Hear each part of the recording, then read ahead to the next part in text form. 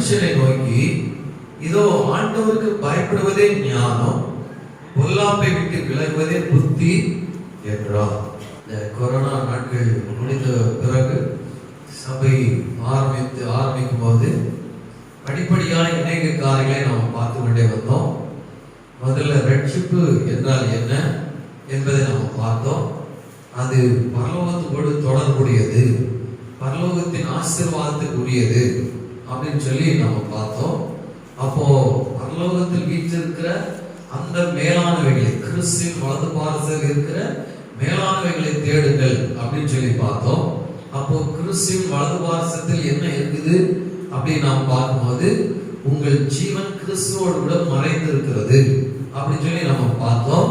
அப்போ நம்ம ஜீவனுக்குரியதை தேடணும் அப்படின்னு சொல்லி நம்ம பார்த்தோம். கீழானவைகளை தேட வேண்டாம், ஜீவனுக்குரியதை தேடணும் அப்படின்னு சொல்லி பார்த்தோம். அதனுடைய தொடர்ச்சியாகத்தான் ஜீவ தண்ணீர் என்பதை குறித்து பார்த்தோம். அது தேவனுடைய ஆவி என்பதை பார்த்தோம். அப்போ அது எங்கிருந்து வருது அப்படின்றத நம்ம பார்த்தோம். அதை தொடர்ந்து அதை பார்த்துக்கிட்டே வரும்போதுதான் அந்த ஆவியில் இருக்கிற தன்மைகளை நம்ம பார்க்கும்போது ஞானத்தின் ஆவி என்பதை குறித்து பார்த்தோம்.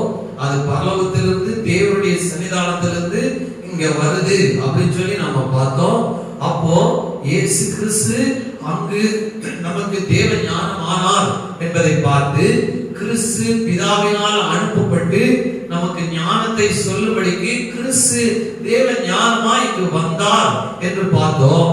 கடைசியில நம்ம பார்க்கும்போது அந்த கிறிஸ்துவின் ஆவிதான் ஞானத்தின் ஆவி என்பதை நம்ம பார்த்தோம். சரியா? இதுவரைக்கும் இந்த கொரோனா முடிஞ்சு ஆரம்பிச்சதுல இருந்து இதுவரைக்கும் இதை நம்ம பார்த்துக்கிட்டே வந்தோம். போன வாரத்துல கிறிஸ்து, போன வாரத்துக்கு முந்தின வாரம் கிறிஸ்து எப்படி ஞானம் ஆனார் அப்படின்றத பார்த்தோம். போன வாரத்துல கிறிஸ்துவுக்குள் எப்படி இந்த ஞானம் செயல்பட்டது, தேவ ஞானம் எப்படி அவருடைய ஆவியில், அவருடைய ஆத்மாவில், அவருடைய சரீர செயல்பாட்டுல தேவ ஞானம் எப்படி வெளிப்பட்டது அப்படின்றது குறித்து நம்ம பார்த்தோம். ரட்சிப்புல ஆரம்பித்தது அது தானாக அடுத்த ஸ்டெப்புக்கு போயிட்டே இருந்தது. நான் அதன் வழியாக நான் வந்து கொண்டே இருக்கிறேன். அவ்வளவுதான். நான் திட்டமிட்டு எதையுமே நான் செய்யல. போன வாரம் வரைக்கும் இதுதான், இந்த வாரமும் அதனுடைய தொடர்ச்சி தான். அப்போ போன வாரத்துல நம்ம பார்த்தோம், ஞானம், தேவ ஞானம் என்பது கர்த்தருக்கு பயப்படுதல் அப்படின்னு சொல்லி பார்த்தோம். அப்போ கர்த்தருக்கு பயப்படுதல் என்ன? தீமையை வெறுப்பது என்று நம்ம பார்த்தோம். அதாவது தீமையை வெறுக்கிற விஷயம் இயேசு கிறிஸ்துவுக்குள் எப்படி நடந்தது அப்படின்னு சொல்லி நாம போன வாரத்துல பார்த்தோம். அப்போ இப்படித்தான் தேவ ஞானம் இயேசுவுக்குள் செயல்பட்டது அப்படின்னு நம்ம பார்த்தோம். அப்போ எதற்காக இயேசு இங்க அனுப்பப்பட்டார், எதற்காக இவ்வளவு விஷயமும் தேவ ஞானம் இயேசுவில் வெளிப்பட்டு தீமை வெறுக்கிற காரியம் இயேசுவில் பரிபூர்ணமாய் அது காண்பிக்கப்பட்டது என்று சொன்னால், இயேசு வரவில்லை என்றால் தேவ ஞானம் நமக்கு வெளிப்பட்டிருக்காது, தேவ ஞானம் நமக்கு கிடைக்காது.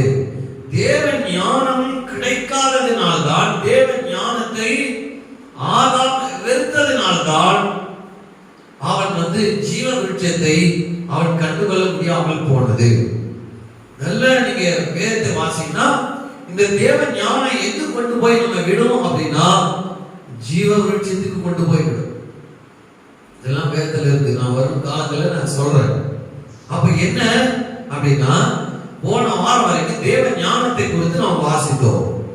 இந்த ஞானத்தை குறித்து பார்க்கும் போதெல்லாம் கூடவே இன்னொன்று ஒட்டிக்கிட்டே வருது.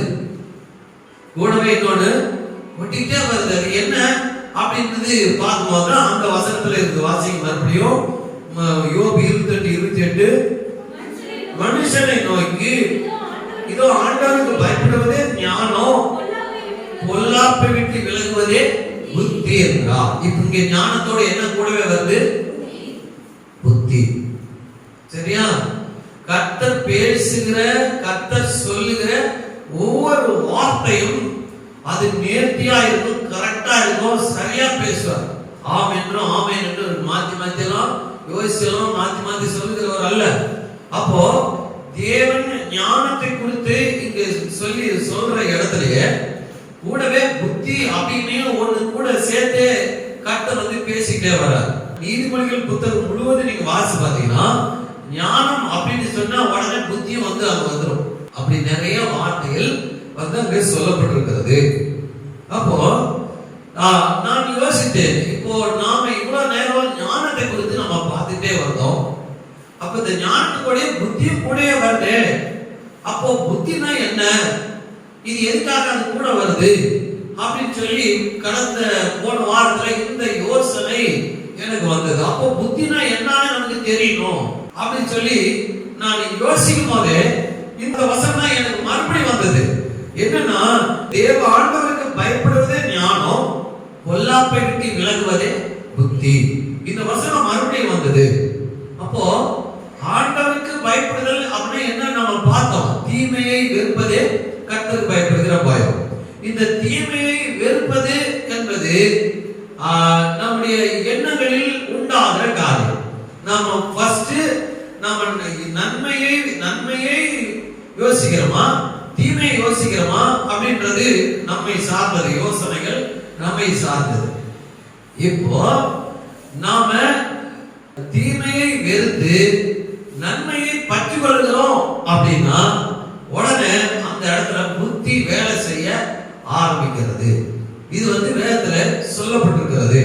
அப்படின்னு என்ன அப்படின்னா, ஞானமும் புத்தியும் ஒன்றோடு ஒன்றாகவே தேவன் நமக்கு கொடுக்கிறார். இதை நாம அறிஞ்சிக்கிறோம். இந்த ஞானம் மட்டும் தனியாய் கொடுப்பதல்ல, தேவன் புத்தியையும் கூடவே சேர்த்து கொடுக்கிறார். இப்ப நம்ம என்ன செய்வோம் அப்படின்னா, நீதிமொழிகளுக்கு வரலாம். நீதிமொழிகளின் புத்தகம் 2 அதிகாரம் முதல் வசனத்துக்கு ஒரு சில வசனங்களை நாம் வாசிக்கலாம். என் மகனே, நீ உன் செவியை ஞானத்திற்கு சாய்த்து உன் இருதயத்தை புத்திக்கு அமைய பண்ணும் பொருட்டு அப்படின்னு சொல்லி சொல்றாரு. அப்ப என்ன ஞானத்தையும் சொல்றாரு, உடனே புத்தியும் சொல்றாரு இல்லையா? உன் செவியை ஞானத்திற்கு சாய்த்து, அந்த ஆவியை குறித்து நாம பார்க்கும்போது என்ன அப்படின்னா, அது ஊற்று புறப்படுறதை நம்ம பார்த்தோம். ரட்சிப்பின் ஊற்றை குறித்து பார்த்தோம். அது ஞானத்தின் ஞானம் பாய்கிற ஆற்றை போல் இருக்கும் அப்படின்னு சொல்லி நம்ம பார்த்தோம்.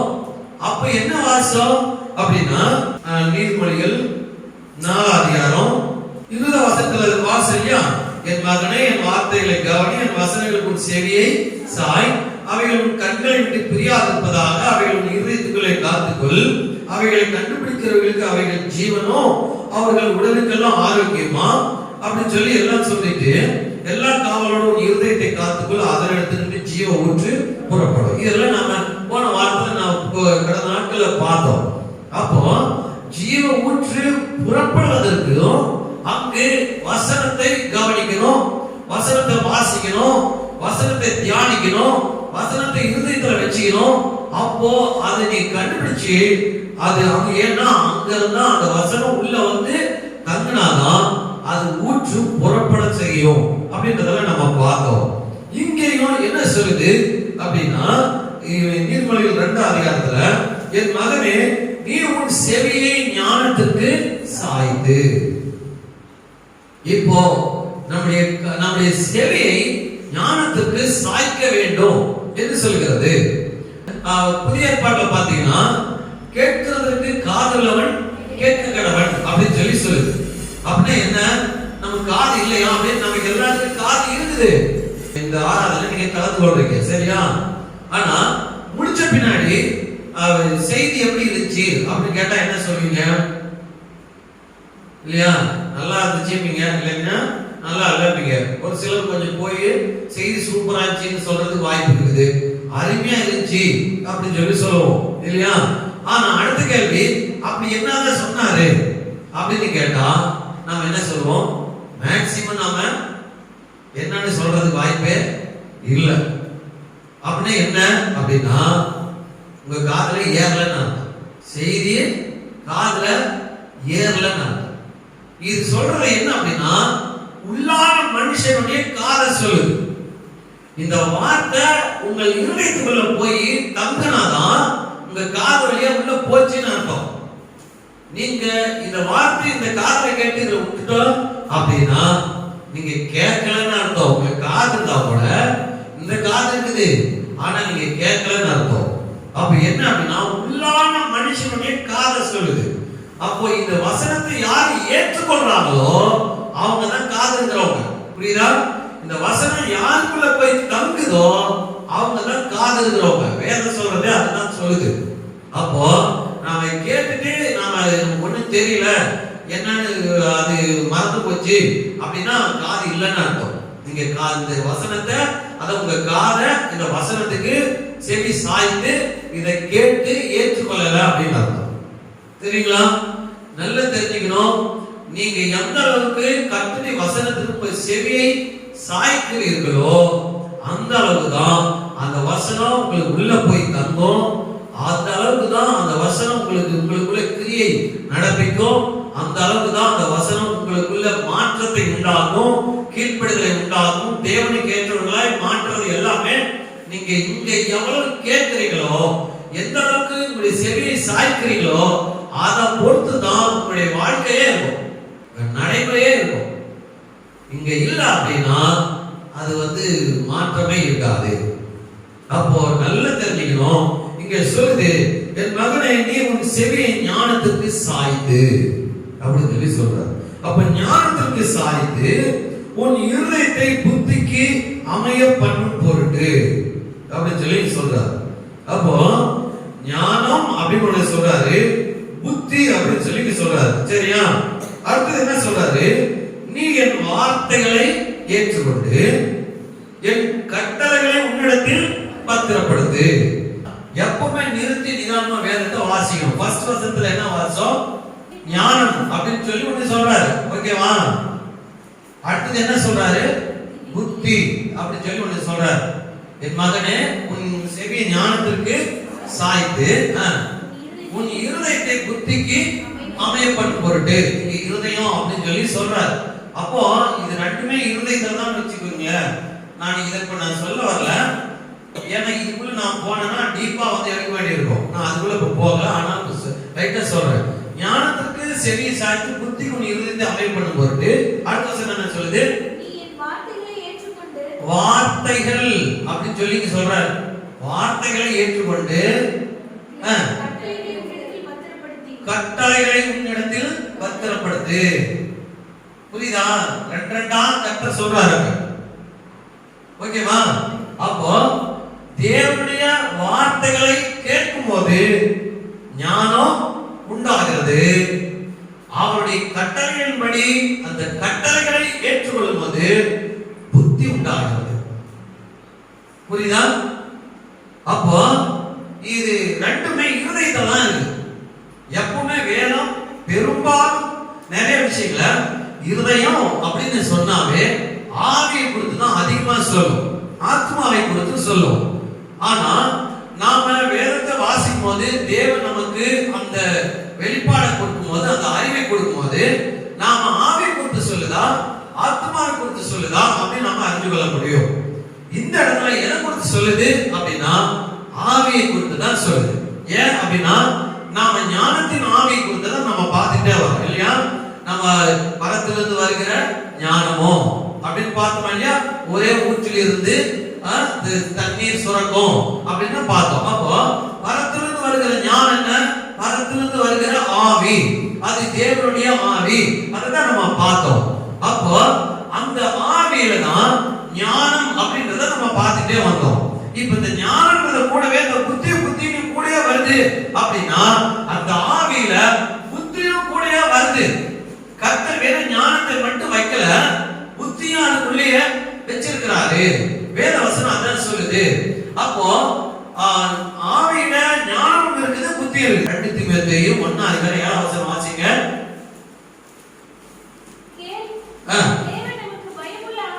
தேவன் நமக்கு பயமுள்ள ஆவியை கொடாமல் பலமும் அன்பும் தெளிந்த புத்தியுள்ள ஆவி சொல்லுதா? அப்போ புத்தி எதுல இருக்குது? ஆவியில இருக்குது. இது நல்லா தெரிஞ்சுக்கணும். ஞானமும் ஆவியில தான் இருக்குது, புத்தியும் ஆவியில தான் இருக்குது. இது ரெண்டும் இருதயத்துக்குள்ள வைக்கப்பட்டிருக்கிறது. இதை நாம தெரிஞ்சுக்கணும். ரெண்டாவது அதிகாரத்துல ஒன்னாவதுல ஞானம் சொல்றாரு, புத்தி சொல்றாரு. ரெண்டாவது வசனத்துல வார்த்தை சொல்றாரு, கட்டளை சொல்றாரு. அடுத்தது ஞானத்தை வா என்று கூப்பிட்டு, மறுபடியும் இதே தான் சொல்றாரு, ஞானத்தை வான்னு கூப்பிடுறாரு. அடுத்தது புத்தியை சத்தமிட்டு அழைத்து அப்படின்றார். ஞானத்தை வான்னு கூப்பிடு, புத்தியை சத்தமிட்டு அழைக்கிறார். ஏன்னா அது ரெண்டும் கர்த்தருடைய வார்த்தையில தான் இருக்குது. கர்த்தருடைய வார்த்தையில இருக்குது. அது என்னைக்கு நமக்கு சொந்தமாகும்னா, ஆண்டவரே எனக்கு அது வேணும் அப்படின்னு நம்ம கேட்கிறோம் இல்லையா, அப்போ நம்முடைய விருப்பத்தை அங்க நாம சொல்லணும். அங்கு தேவன் ஞானமா இருக்கிறார், தேவன் புத்தியா இருக்கிறார், அந்த ஆவியை தேவன் கொடுக்கிறார். உண்மைதான், சகலமும் வேதம் சொல்லுது. ஆனால் உனக்கு வேணும், நான் என்ன செய்யணும்? அதை நீ கூப்பிடு. வசனத்தை வாசி. ஞானத்தை வா என்று கூப்பிட்டு, புத்தியை சத்தமிட்டு அழைத்து. இது ரெண்டும் நம்ம உள்ள உட்காரணும். நம்முடைய ஆவியில இது ரெண்டும் வந்தாதான் கர்த்தர் என்ன சொல்றாருன்னு நம்ம புரிஞ்சுக்க முடியும். இது புரியல, அப்ப அது ரெண்டும் உள்ள உட்காரல அப்படின்னா தேவனை அறிகிற அறிவு நமக்கு கிடைக்கவே கிடைக்காது. ஆத்மா அறிவில்லாமல் இருப்பது நல்லது அல்ல.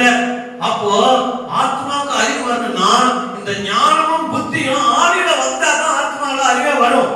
அப்படி என்ன அப்படின்னா இது வந்தாதான் நமக்கும் ஆண்டவருக்கு தொடர்பே உண்டாகும். ஹல்லேலூயா. தேவன் தம்முடைய ஆவியில் என்னத்தை வச்சிருக்கிறார்னா ஞானத்தை வச்சிருக்கிறார், புத்தியை வச்சிருக்கிறார். இப்ப தேவனுடைய ஆவியினால் ஒருவன் நிரப்பப்படுகிறான் என்றால், தேவனுடைய ஆவியினால் ஒருவன் நடத்தப்படுகிறான் என்றால் அவனுக்குள் தேவ ஞானம் இருக்கும், அவனுக்குள் தேவ புத்தி இருக்கும். இதை நல்லா நம்ம தெரிஞ்சுக்கணும்.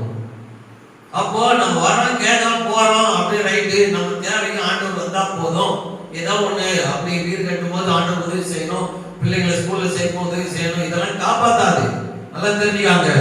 இதெல்லாம் எக்காந்து கொண்டும் ரிஜெக்ட் ஆகி இங்கே தான் உட்காந்துருப்போம். கர்த்தர் வந்தாங்கன்னா அப்படிப்பட்ட எண்ணம் உள்ளவங்க இங்கதான் இருப்போம். நல்லா தெரிஞ்சுக்காங்க. போன இதுக்கு முன்ன செய்தியில இந்த கொரோனா வந்ததே தேவனுடைய பிள்ளைகளாலதான், ஆண்டவருக்கு கீழ்ப்படியாதனாலதான், கர்த்தரை தேடாதனாலதான். ஏன் அப்படின்னா கர்த்தரை தேடணும், ஆண்டவருக்கு பயப்படணும், கீழ்ப்படியணும், தேவ ஆவியை பெற்றுக்கொள்ளணும், ஞானத்தை பெற்றுக்கொள்ளணும், புத்தி பெற்றுக்கொள்ளணும் அப்படின்றதெல்லாம் ஆண்டவரை அறியாதவங்களுக்கு தெரியாது. ஆனா இதெல்லாம் நமக்கு சொல்லப்பட்டிருக்கிறது.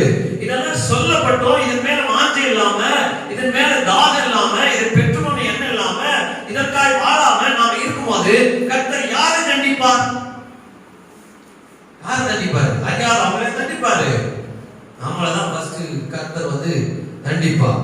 அப்போ நாம தரிக்கப்பட்ட நம்முடைய ஜனங்கள் தம்முடைய பொல்லாத வழிகளை விட்டு திரும்பினாதான் நாம் தேசத்துக்கு சேமத்தை கொடுப்பாரு. மேல கொள்ளை, நோய், வெட்டிகள் எல்லாத்தையும் சொல்றாரு. இதுதான் போன செய்தி. அப்படின்னா என்ன? தேவனுடைய பிள்ளைகள், தேவன் எதுக்கு நம்ம தெரிஞ்சு கொண்டா, நம்ம எதுக்காக தேவனுடைய பிள்ளைகளா இருக்கிறோம் அப்படின்னு தெரிஞ்சுக்காங்க. நல்லா தெரிஞ்சுக்காங்க. அவருக்காகத்தான் நாம, அவருக்காக தான் நாம, அவருக்காக நம்முடைய முழுதும் அவருக்காக தான். நாம படைக்கப்பட்டது அவருக்காக தான், நாம பிறந்தது அவருக்காக தான். தாய் வயிற்று உருவாகும் உன்னை நான் தெரிந்து கொண்டேன்னா இவன் என்னுடையவன் அப்படின்னு நம்ம முன்ன அறிஞ்ச பின்னாடி நம்ம பிறந்தோம், நம்ம உற்பத்தி ஆனோம். புரியுதா? இதை நல்லா தெரிஞ்சுக்கணும். நமக்கான கர்த்தர் ஏதோ ஒன்று செய்வார், நாம சும்மா வாழ்றதுக்கு அவர் செய்வாரு, அது இல்லைங்க. அவர் என்ன நோக்கத்துக்காக? அவர் தான் நம்மளை முன் அறிஞ்சாரு, முன் குறிச்சாரு. அப்புறம் தான் நம்ம உற்பத்தியா ஆனோம் தாய் வயிற்றுல. அவருடைய திட்டத்துக்காக தான், அவருடைய எண்ணத்துக்காக தான், அவருடைய நோக்கத்திற்காக தான், அவருக்காகத்தான் நாம் உண்டாக்கவே பட்டோம். இது என்னைக்கு புரியுதோ அன்னைக்குதான் இது இல்லாம என்னால வாழ முடியாது ஆண்டவரே, இது இல்லாம என்னால் வாழ முடியாது, எனக்கு ஞானம் கொடுங்க, எனக்கு புத்தி கொடுங்க அப்படின்னு நாம கேட்போம். அப்பதான் தேவன் தம்முடைய ஆவியினால் நம்மை நிரப்புவார். ஹல்லேலூயா. புரியுதா? நான் வசனத்தை மட்டும் தான் சொல்லிட்டு இருக்கிறேன். இன்னைக்கு கிறிஸ்தவம் எப்படி இருக்குது அதெல்லாம் நீங்க பார்க்க கூடாது. நம்ம மற்றவங்களை பார்த்தோம்னா கன்ஃபியூஸ் ஆயிடும். நல்லா தெரிஞ்சுக்காங்க.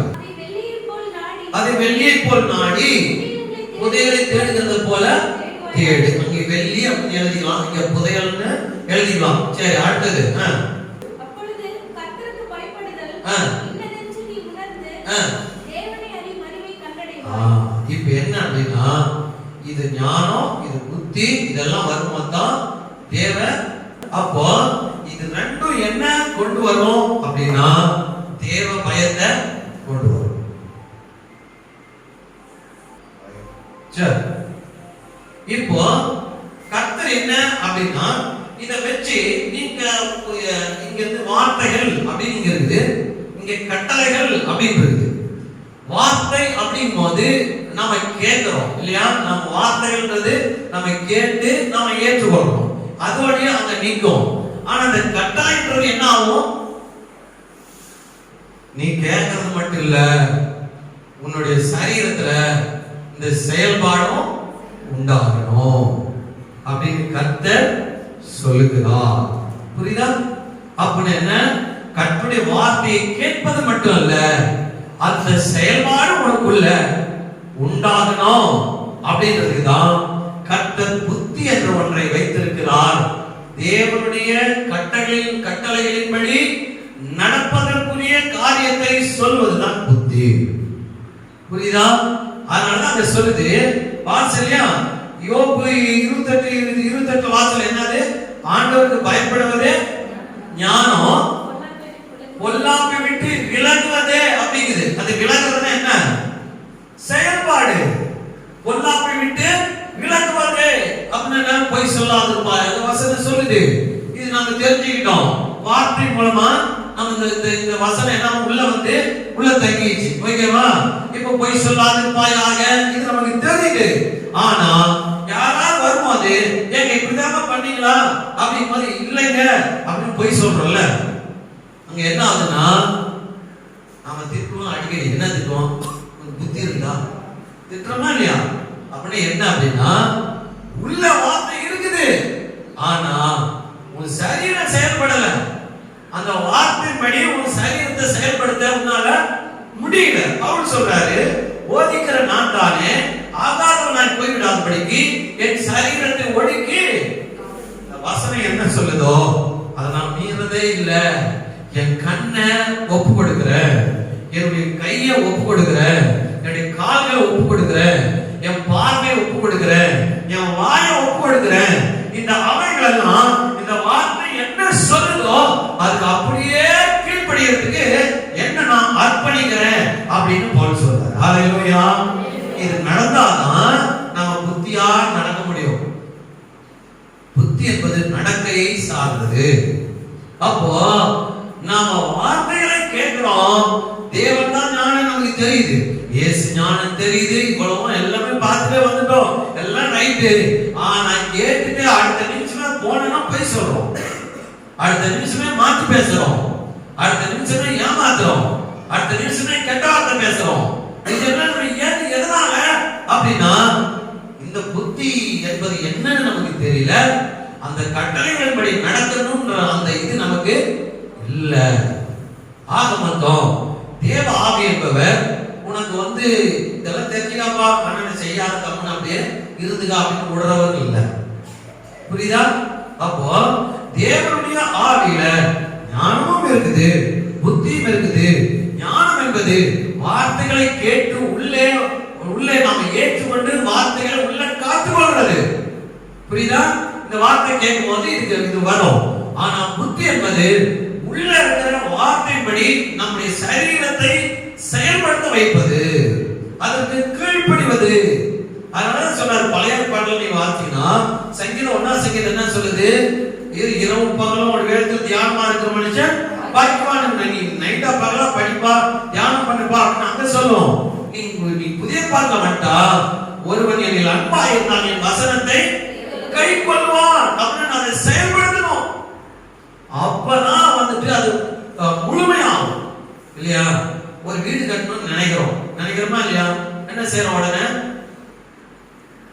அதுக்கு வேண்டிய பணம் எங்க கிடைக்குமோ, ஏதோ காசோ கடனோ உடனோ எல்லாம் வாங்குறோமா இல்லையா? அங்க கிடைக்கிறோம்னா ஓடுறோம், ஓடியாரோம் இல்லையா? எல்லாம் பண்ணது கொட்டுறோம், எல்லாமே செய்யறோம். அப்ப என்ன உள்ள உள்ள நம்ம உள்ள இருக்கிறத வெளியில செயல்பாட்டில் கொண்டு வந்து அதெல்லாம் செய்யும் போதுதான் வீடு என்ன கட்டி முடிக்கப்பட்டு முழுமை அடையுது இல்லையா? இப்போ சாதாரண உலக பிரகாரமான காரியத்திலேயே நம்முடைய மனசும் நம்முடைய உடம்பும் ஒத்துழைச்சு இதெல்லாம் நிறைவேற்றுறோம். அப்போ தேவனுடைய திட்டத்துல ஒண்ணு மிஸ் ஆச்சுன்னா ஆண்டவர் என்ன யோசிப்பார் இல்லையா? தேவ ஆவியை பெற்றவர்கள் அவர்கள் என்ன செய்யணும்? அவங்களுக்குள்ள ஞானமும் இருக்கணும், புத்தி இருக்கணும். அவர் கொடுத்துருவார். அவர் எப்பவுமே நான் ஒன்னு சொல்றேன், நான் தரேன் அப்படின்னு சொல்லிட்டா அவர் வந்து கொஞ்சம் கொடுக்குறவர் இல்ல, பாதி கொடுக்குறவர் இல்ல. இவங்களுக்கு கொடுக்கணும் இவங்களுக்கு கொடுக்குறாப்புலாம் கிடையாது. வேற சொல்லுது யாக்கோபு 1:17 நினைக்கிறேன் இல்லையா? நன்மையான எந்த ஈவும் பூர்ணமான எந்த வரமும் வரத்திலிருந்து உண்டாகி ஜோதிகளின் பிதாவிடத்திலிருந்து இறங்கி வருகிறதா இருக்கிறது. அவரிடத்தில் யாதொரு மாறுதலும் இல்லை, வேற்றுமை நிழலும் இல்லை. தண்டனை தண்டிக்கும் போது மட்டும் ஆண்டவர் கண்ணு இல்லையா காது இல்லையா அப்படின்னு நாம சொல்றது எவ்விதத்துல சரியானதே இல்லை. அடுத்த வசனம் வாசிங்க. அப்புறம் கர்த்தருக்கு பயப்படுதல் இன்னதென்று உணர்ந்து, இந்த உணர்வு எதுல வருது? நான் ஏற்கனவே சொன்னேன், ஆவியில வர விஷயம். நம்முடைய உணர்வுகள் ஆவியில வர விஷயம். அப்பொழுது கர்த்தருக்கு பயப்படுதல் என்னதென்று உணர்வாய் அப்படின்னு இருக்குதா? அப்போ தேவன் இந்த வார்த்தைக்கு ஞானத்துக்கு செவி சாய்க்கும் போது தேவ பயம் என்னன்னு நம்முடைய உணர்வுல அப்பதான் ஐயோ பொய் சொல்லட்டுமே, ஐயோ கெட்ட வார்த்தை பேசிட்டுமே, ஐயோ இப்படி ஆயிட்டமே அப்படின்னு சொல்லி அந்த உணர்வை தேவன் உள்ள கொண்டு வருவார். நல்ல நிலத்தில் விதைக்கப்பட்டவனும் வசனத்தை கேட்கிறவனும் உணர்கிறவருமாய் இருந்து 30, 60, 100 பலன் கொடுப்பார். இந்த உணர்வு தான் கர்த்தர் ஃபர்ஸ்ட் ஏற்படுத்துவார். இந்த உணர்வு வரல அப்படின்னா நாம என்ன பண்ண கோபம் வந்துடும், கடினமா இருந்தா கோபம் வந்துடும், திருப்பி பேச ஆரம்பிப்போம், அவங்களையும் குறை சொல்ல ஆரம்பிப்போம், நம்மளை நீதிமான் என்று நாடகம் போட ஆரம்பிப்போம், மறைக்க ஆரம்பிப்போம். இதெல்லாம் நடக்கும். உணர்வு இல்லைன்னா கட்டாயம் இருக்கும். ஆளை பார்த்தா நான் கரெக்டா இருந்தா நம்ம நடிப்போம். ஆனா உண்மை என்னன்னு ஆண்டவருக்கு தெரியும் இல்லையா? உணர்வு எப்பவுமே கர்த்தருடைய வசனம் சொல்லப்படும் போது ஆமா ஆண்டவரே அப்படின்னு உணர்ந்தா தப்பிச்சுக்கலாம். இது என்ன சொல்லலாம் அப்படின்னா, உண்மையிலே சொல்ல போனா இயேசுவை தெரியவே தெரியாதுன்னு அவரை சபிக்கவும் சத்தியம் பண்ண தொடர்ந்தது யாரு? பேதுரு. ஆனா அவங்க யாரை யூதாஸ் காட்டி கொடுத்தான், உண்மைதான். ஆனா பேதுரு வந்து யூதாஸ் விட பெரிய வேலை செஞ்சவர். அவர் தெரியாதுன்னு சபிக்கவும் சத்தியம் பண்ணவும் தொடங்கினான் இருக்குது. ஆனா பேதுரு தப்பிச்சிட்டாரு, யூதாஸ் மாட்டிக்கிட்டாரு. அப்படின்னா என்ன அப்படின்னா பேதுரு அவன் உணர்ந்தான், யூதாஸ் உணர்வு. அதுதான் அப்போ உணர்ந்து அவன் வந்து ஆண்டவருக்கு தன்னை ஒப்பு கொடுத்தான். இவனும் தன்னை ஒப்பு கொடுக்காம தன்னை வந்துட்டு சாத்தானுக்கு ஒப்பு கொடுத்தான். என்ன நாட்டு கொண்டு போய் செத்து போயிடும். அவன் அந்த நேரத்துல கர்த்தருக்கு தன்னை ஒப்பு கொடுக்கணுன்ற அந்த இது அவனுக்கு இல்லை. இதுதான் விஷயம். அப்படின்னா என்ன, எப்பவுமே உணர்வு இருந்தா அவன் தப்பிச்சுக்குவான். நீங்க பழைய பாட்டுல பாருங்க, தாவீது போல ஒரு ஒப்பற்ற தீர்க்கதரிசி பழைய பாட்டுல இல்ல. நான் சொல்லுவேன் ஏன் தெரியுமா? இயேசு கிறிஸ்துவின் சகல ரகசியங்களையும் அப்படியே புட்டு வச்சவர் தாவீது தான். இந்த சங்கீதம் முழுவதும் இயேசுடைய அவருடைய வாழ்க்கையை அப்படியே சொல்லி வச்சிருக்கிறவர் தாவீது. அந்த தாவீது அவர் பாவம் செய்தாரு. ஆனா அந்த தீர்க்கதரிசி வந்து சொன்ன உடனே அவர் உணர்வடைஞ்சார் இல்லையா? அந்த சங்கீதம் 51 சங்கீதம் வாசி பாருங்க, எப்படி கத்திருக்கிறார். யாரையும் எனக்கு எடுத்துக்காதீங்க, ரட்சணியத்தின் சந்தோஷத்தை திரும்பி எனக்கு கொடுங்க, எப்படியாச்சும் என்னை காப்பாத்துங்க அப்படின்னு கதற. அந்த உணர்வு வந்ததுனாலதான் தாவீது சொல்றாரு, நான் உனக்கு நித்திய வீட்டை கட்டுவேன் தாவீதுங்க, நித்திய வீட்டை கட்டுவேன். அது இன்னும் கட்டிட்டு அது இன்னும் நடந்துட்டு தான் இருக்குது. அப்ப என்ன அப்படின்னா ஞானம், ஞானத்துல தேவனுடைய ஆவியில நம்ம மேல எழுதுறேன், தேவனுடைய ஆவின்னு சொல்லி எழுதுறேன், ஏன்னா அது புரியாது. இந்த தேவ ஆவியில ஞானம் இருக்குது, புத்தியும் இருக்குது. ஞானம் என்பது தேவனுடைய வார்த்தை பதித்து வைக்கிறதோடு கூட சம்பந்தப்பட்டது. புத்தி என்பது நம்முடைய செயல்பாட்டில் கட்டளைகள் மூலமாய் நம்முடைய செயல்பாட்டில் செய்யறதை சார்ந்தது. அப்போ அதனாலதான் அந்த பொல்லாப்பை விட்டு விலகுவதே புத்தி அப்படின்னு சொல்லி நான் வாசிச்சோம் இல்லையா? இப்போ அதே வாங்க 10ஆம் வசனம், ஞானம் இருதயத்தில் பிரவேசித்து. அப்போ சொல்றாரு, இது உங்களுக்கு புரிஞ்சுக்கிறது கொஞ்சம் சிரமம் தான். ஆனாலும் வந்துட்டு நான் சொல்றேன், ஞானம் இருதயத்தில் பிரவேசித்து, ஞானம் ஆவியில் வரும்போது அறிவு ஆத்மாவுக்கு அப்ப என்னன்னா, இந்த ஞானம் உள்ள வரும்போது தேவ பயம் உள்ள வந்துரும். தேவ பயம் என்ன போன என்ன பார்த்தோம்? தீமையை வெறுப்பதே. அப்ப எது தீமை எது நன்மை நமக்கு தெரியும். அப்போ கர்த்தர் வந்து நமக்கு சொல்லுவார்.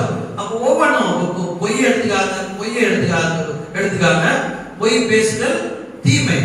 ஆனா பக்தி விருத்திக்கு ஏதுவான நல்ல வார்த்தை உண்டானால் அதுவே கேட்கிறவர்களுக்கு பிரயோஜனம் உண்டாக பேசுங்கள் அப்படின்னா பக்தி விருத்திக்கு ஏதுவான வார்த்தை நல்லது. இப்போ நாம தீமையை வெறுக்கணும்னா எதை வெறுக்கணும்? பொய்ய வெறுக்கணும். அப்போ நன்மையை நாம பிடிச்சு கொள்ளணும். ஓகேவா? இதுதான் வந்து தேவ பயம். அப்போ நன்மையை பிடிச்சுக்கிட்டா நமக்கு என்ன அப்படின்னா, அது கொண்டு போய் ஜீவனுக்கு விடும், அது கொண்டு போய் நித்திய ஜீவன்ல விடும், அது கொண்டு போய் நமக்கு நித்திய சுதந்திரத்தை கொடுக்கும், நித்திய நகரத்தை கொடுக்கும், நித்திய மேன்மையை கொடுக்கும், நித்திய மகிமையை கொடுக்கும், நித்திய கிரீடங்கள் கொடுக்கும். இதெல்லாம் நமக்கு தெரிய ஆத்மா எப்படி இருக்குன்னா ரொம்ப சந்தோஷப்படும். அததான் எழுதிருக்குது. பாத்தீங்க, அந்த ஞானம் இருதயத்தில் பிரவேசித்து அறிவு ஆத்மாவுக்கு இன்பமாய் இருக்கும் போது அப்படின்னா ஆத்மாவுக்கு அவர் இன்பமானவர். எப்படி இந்த ஞானம் வந்துச்சு? தேவ தம்முடைய குமாரனை அனுப்பினார். குமாரன் மூலமா ஞானம் வந்தது. குமாரனுடைய ஆவி எனக்குள் வந்தது. அவராலே நான் ஞானத்தை பெற்றுக்கிட்டேன். அவராலே நான் தீமையை வெறுக்கிறேன். இதெல்லாம் எப்படி நான் வந்து நித்திய ஜீவனுக்கு உரியவன் அப்படின்னா ஆத்மா எப்படி இருக்கும் பாருங்க. அப்ப அறிவு ஆத்மாவுக்கு இன்பமா இருக்கும். அடுத்தது நல்ல யோசனை உன்னை காப்பா. அப்ப யோசனை தானா வந்துடும் இல்லையா? எதை செய்யணும் எதை செய்யக்கூடாது. அப்போ பொய் பேசக்கூடாது, நம்ம நன்மை தான் நல்லதா பேசணும்ன்றது தானே யோசனையில வந்துடும். இந்த யோசனை அப்படின்றது நம்ம செயல்பாட்டுக்கு வர்றதுக்கு முன்னாடி ஸ்டெப். நம்ம என்ன யோசிக்கிறோமோ அதான் செய்வோம். நினைவுகள்ன்றது வேற. நினைவுகள்னா அதையும் நினைக்கலாம் இதையும் நினைக்கலாம். ஆனா யோசனை அப்படின்னு என்ன யோசிக்கிற அப்படின்னு என்ன அர்த்தம்? என்ன செய்ய போறத நம்ம யோசிப்போம். வேதம் சொல்லுது, அவர் யோசனையில் பெரியவர். அவர் என்ன யோசிக்கிறாரோ அதுதான் அவர் செய்வார். அப்போ அங்க ஆத்மாவில யோசனையா ஸ்டார்ட் ஆச்சுனாவே அடுத்தது புத்திக்கு கனெக்ஷன் ஆகி கட்டளைக்கு கனெக்ஷன் ஆகி சரீர செயல்பட ஆரம்பிக்கும். தொடர்ந்து வாசி. புத்தி உன்னை பாதுகாக்கும். இதுதான் ரொம்ப முக்கியமான விஷயம். புத்தி என்ன? எப்ப கர்த்தருடைய வார்த்தைக்கு கீழ்ப்படிஞ்சு இந்த சரீரம் நடக்குதோ அன்னைக்குதான் உனக்கு பரிபூர்ணமான பாதுகாப்பு. ஹல்லேலூயா. நான் வசனம் கேட்கிறேன், ஆனா வசனப்படி நடக்கலன்னா நான் பொறுப்பு இல்லை. சாத்தான் டச் பண்றதுக்கு வாய்ப்பு உண்டு. ஏன்னா உன் வசனத்தை நீ கேட்கிற, வசனம் உள்ள போகுது, வசனம் உன் ஆத்மாவோட இருக்குது, உன் ஆவியில இருக்குது, ஆனா உன் சரீரத்துல இல்ல. இப்போ எங்க டச் பண்ணணும்? சரியாகணும்னா இங்க டச் பண்ணணும். அதனாலதான் எபிரேயர் 12 சொல்லுது, தம்முடைய பரிசுத்தத்துக்கு பங்குள்ளவர்களாக பொருட்டே அவர்களை சிட்சிக்கிறார் அப்படின்னு. அப்ப கர்த்தர் இங்கதான் லைட்டா ஒரு டச் பண்ணுவார். டச் ஆனா என்ன ஒரு பக்கம் இழுத்துக்கும் இல்லையா? நம்ம பாஷைப்படி ஏதோ ஒரு வியாதி சரீரத்துல வந்துடும். நல்லா தெரிஞ்சுக்காங்க. அப்படின்னா என்ன? பரிபூர்ணமான பாதுகாப்பு. அதனால தான் கொரோனா டைம்ல சொன்னேன், உங்க ஆவி உங்க ஆத்மா உங்க சரீரம் கிளியரா கர்த்தருக்குள் இருந்தா கொரோனா டச்சே பண்ணாது. ஹல்லேலூயா. இன்னைக்கு நான் சொல்றேன், இப்பவும் சொல்றேன், பரிபூர்ணமான ஒரு கீழ்ப்படிதல் நமக்குள் இருந்தால் பக்கத்துல வரதுக்கு வாய்ப்பே இல்லை.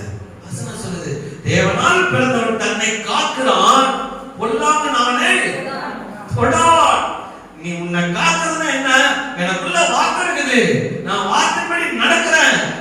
பண்ணினாவே உனக்குள்ள பயமே வரவே வராது. புரியுதா?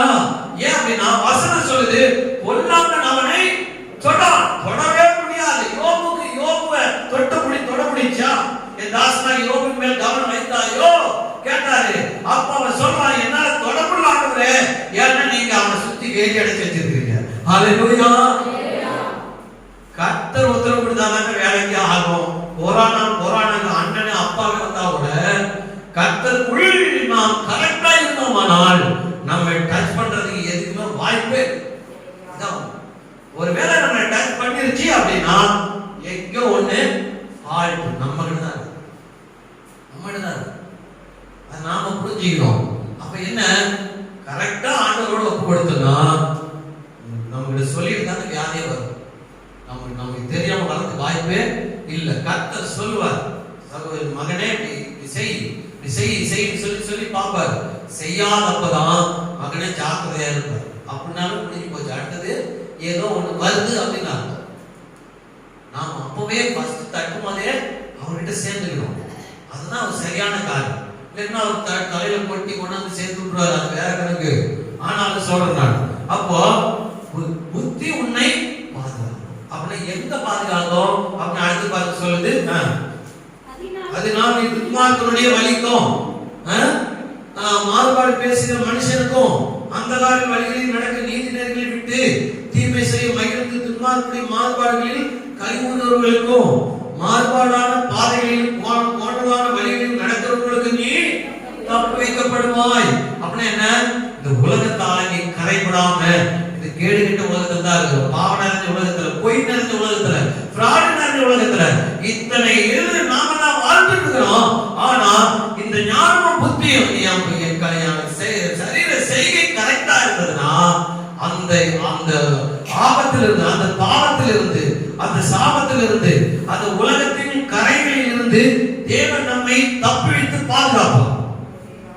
புரியுதா?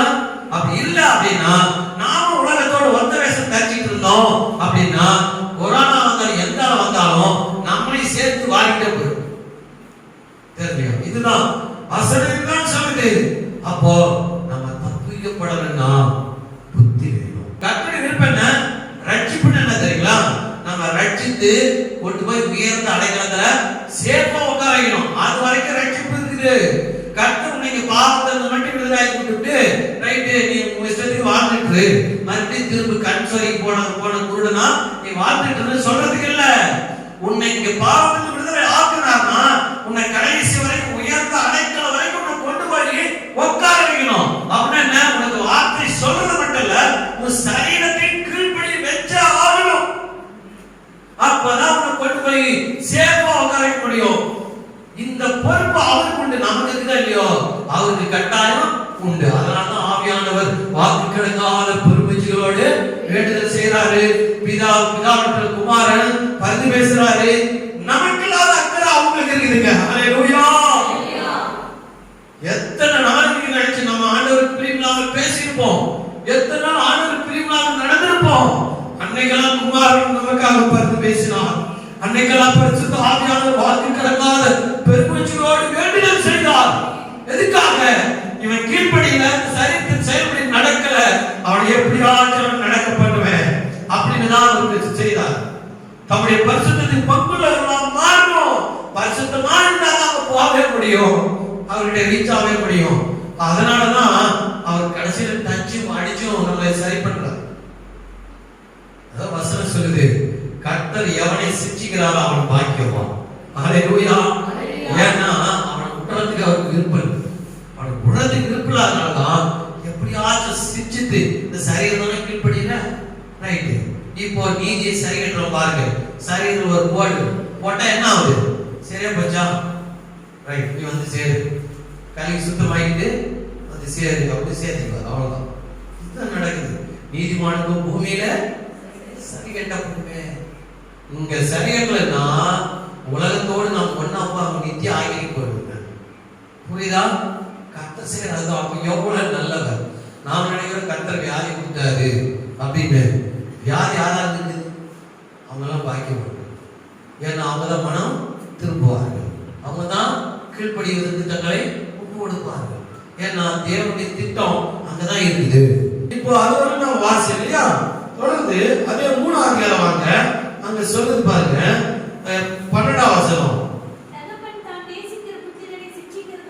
நாம இவ்வளவு நேரம் பேசுறதில்ல, அங்க சொல்றாரு. நான் இந்த வசனம் மேல வந்து எனக்கு தெரியாது, நான் உண்மை சொல்றேன், கர்த்தர் முன்னாடி சொல்றேன். இந்த வசனம் மேல வந்து எனக்கு தெரியாது. நான் 13ஆம் வசனத்தை சொல்றதுக்காக 12ஆம் வசனம் விட்டேன் நான். இப்ப 12ஆம் வசனத்துல சொல்லுது, கர்த்தர் எவனை சிட்சிக்கிறாரோ அங்க சொல்லுது, பரிசுத்தத்துக்கு பங்குள்ளவர்களாக அங்க சொல்லுது. சொல்லிட்டு அடுத்த வசனம் வருது பாருங்க.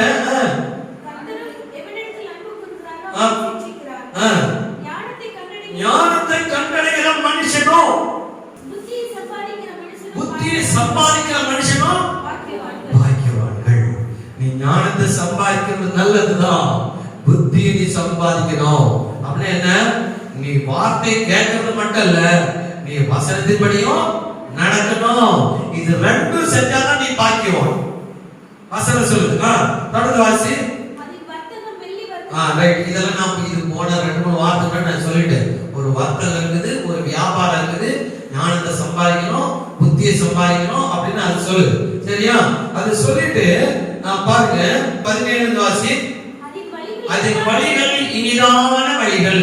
நம்ம ஞானத்தை ஆண்டவருக்கு பயந்து அந்த வார்த்தையை ஏற்றுக்கொண்டு அந்த அந்த வசனத்தின்படி நாம வாழ்த்தோமானால் அந்த வழி இனிதான வழி. வழியில எதுவுமே வராது, பிரச்சனை வராது, அங்க அந்த வழியில சிங்கம் வராது, அந்த வழியில கரடி வராது, எதுவுமே வராது. அந்த வழி இனிதான வழி. நல்லா பாருங்க, நீங்க கர்த்தரும் நீங்களும் எந்த நடுவுல எந்த இது இல்லாம, எந்த தடுக்கலும், எந்த குறையும், எந்த உறுத்துறது, அதெல்லாம் எதுவுமே இல்லாம நீங்க இருந்து பாருங்க. ஒரு நாள் இருந்து பாருங்க, அந்த நாள் சந்தோஷமான நாள் எதுவுமே இருக்காது. அப்ப சொல்றாரு, அப்படியே வழிகள் இனிதான வழிகள் சொல்லிட்டு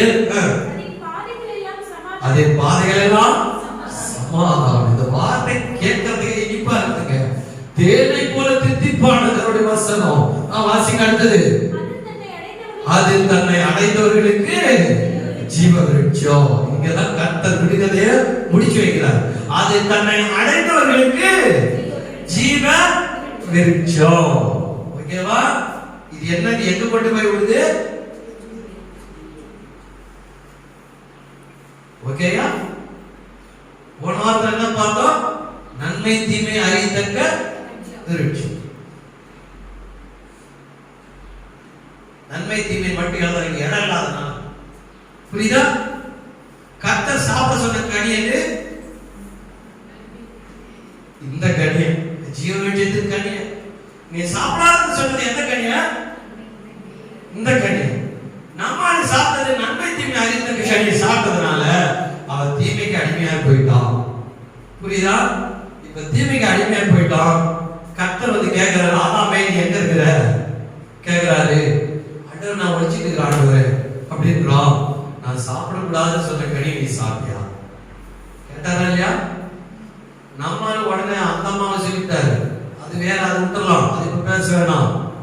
ஆனா அந்த நேரத்துல கர்த்தர் அவனை என்ன சொன்னாரு? அவனுக்கு சாபம் வந்தது. சாபம் வந்ததா? அப்ப தேவனுக்குள்ள ஒரு திட்டம் இருந்தது, அப்ப தேவனுக்குள்ள ஒரு தீர்மானம் இருந்தது, அவர் தேவனுக்குள்ள ஒரு ஒரு மறைந்திருந்த ஒரு காரியம் இருந்தது. அதை சொல்றாரு பாருங்க. எடுங்க ஆதியாகமத்தின் புத்தகம் 5ஆம் வசனம் வாசிங்க.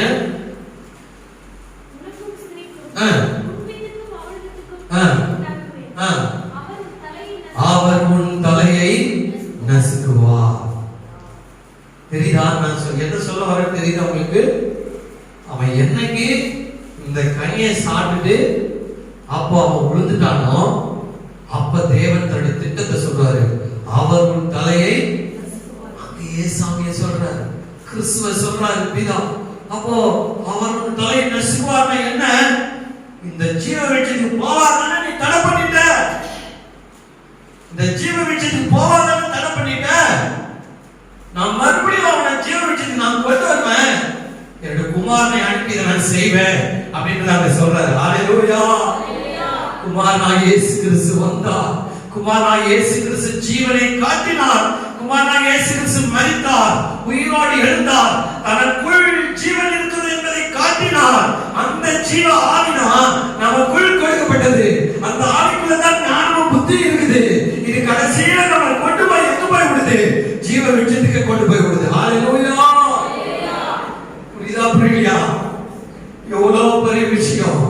இன்னைக்கு காலையில வாசன் அது பார்த்தா அதனுடைய பாதையெல்லாம் ஞானங்கள், அதெல்லாம் சமாதானமானவர்கள் அப்படின்னு சொல்லிட்டு அதை கண்டுபிடிக்கிறவர்களுக்கு அது ஜீவ விருட்சம். ஹalleluya.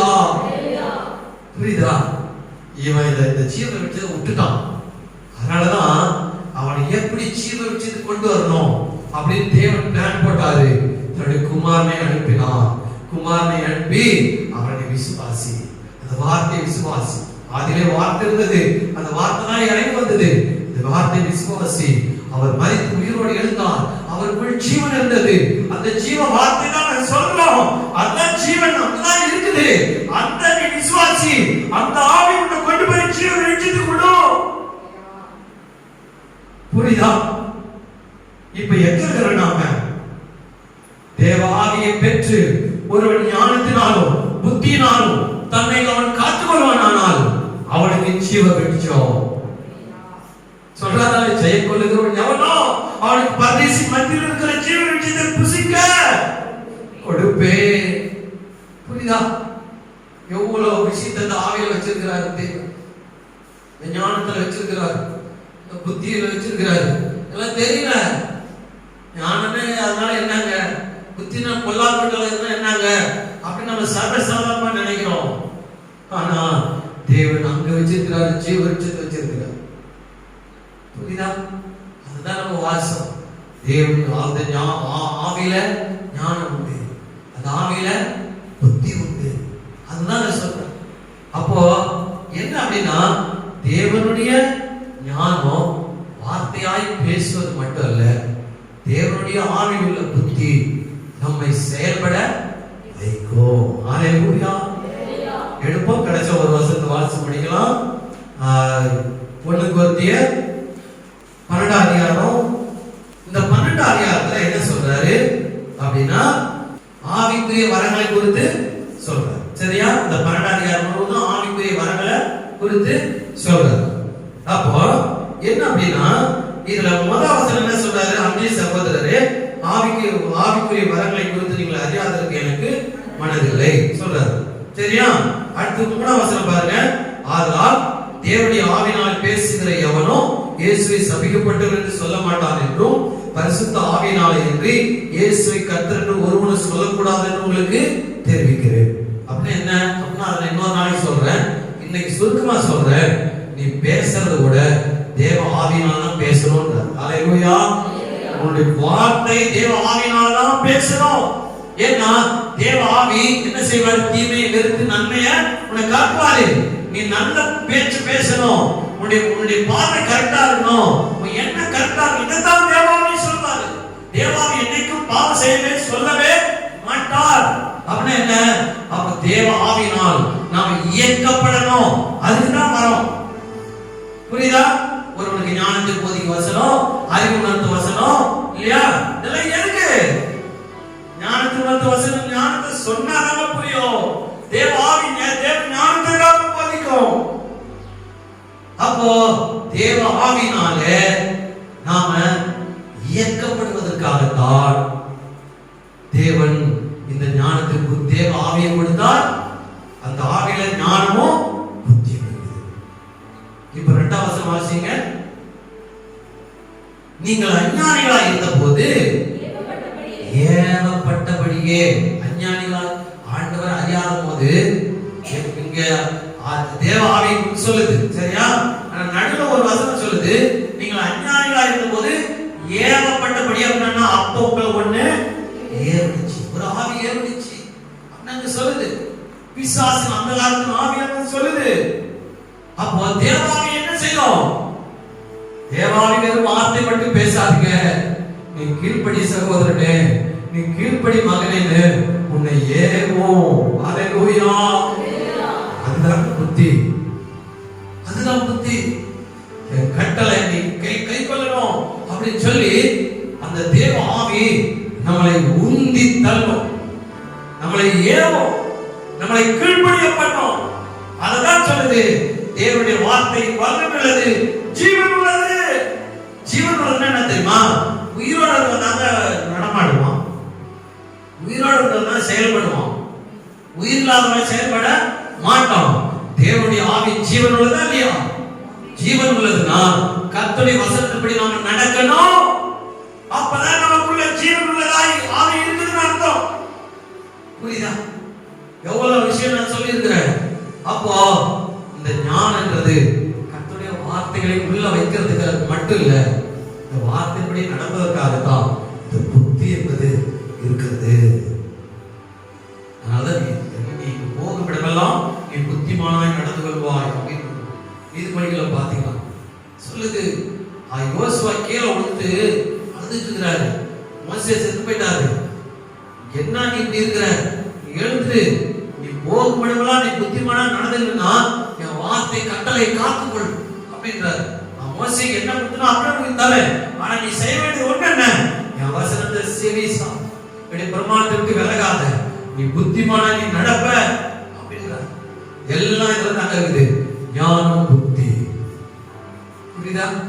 கர்த்தர் ஞானத்தை தருகிறார், அவர் வாய் நின்று அறிவு புத்தியும் வரும். எல்லாம் அவருடைய வார்த்தை தான் சொல்லுது. ஆவியே உயிர்ப்பிக்கிறது, மாம்சம் ஒன்றுக்கும் உதவாது.